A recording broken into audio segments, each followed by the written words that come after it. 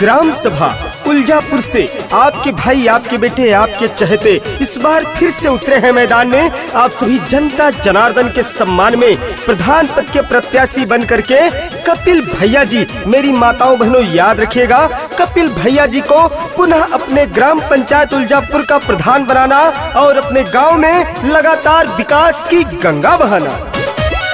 हाथ जोड़ता हूँ चाची ध्यान देना, खड़े है चुनाव मतदान देना,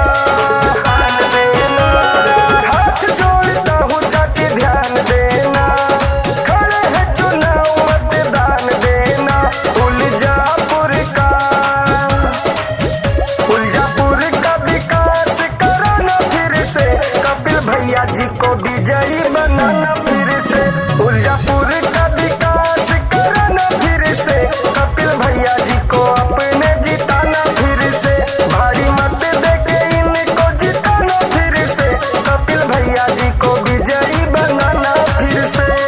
काम किया है काम करेंगे, जन जन का सम्मान करेंगे, झूठे वादे नहीं करेंगे, ये कहना है ग्राम प्रधान कपिल भैया जी फिर से प्रधान होंगे, तभी गांव का और ज्यादा विकास होगा। गांव की जनता ने ये ठाना है कि फिर से प्रधान कपिल भैया को ही बनाना है। जो भी कहे थे वो करके दिखलाए और जो भी कपिल भैया कहते हैं वो करके दिखाए। मेरे भाइयों याद रखिएगा, कपिल भैया को जिताना।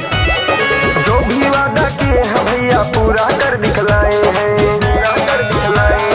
बेबस और गरीबों के ये काम हमेशा आए हैं। जो भी वादा किए हैं भैया पूरा कर दिखलाए हैं, बेबस और गरीबों के ये काम हमेशा आए हैं। गांव की जनता ने फिर से ठाना है, कपिल भैया को अपने जिताना है। किसी के भी न चक्कर में आना है, दादा दादी भूल नहीं जाना है।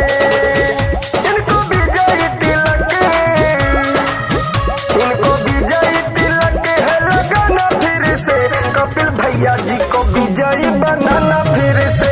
भारी मत देके इनको जिताना फिर से, कपिल भैया जी को विजयी बनाना फिर से। जन जन के प्रिय, आपके भाई, आपके बेटे, आपके चहेते, आपके दिलों पे राज करने वाले कपिल भैया को पुनः प्रधान बनाइए। अपने पंचायत उल्जापुर में विकास की गंगा बहाइए। अपने गांव को तरक्की की ओर ले जाना है तो कपिल भैया को फिर से प्रधान बनाना है। बच्चा बच्चा इनका दीवाना है, फिर से इनको प्रधान बनाना है। आपका बेटा, आपका भाई कपिल भैया, कपिल भैया, जन जन की है यही पुकार, कपिल भैया फिर इस बार। हर सरकारी योजनाओं को गांव में अपनी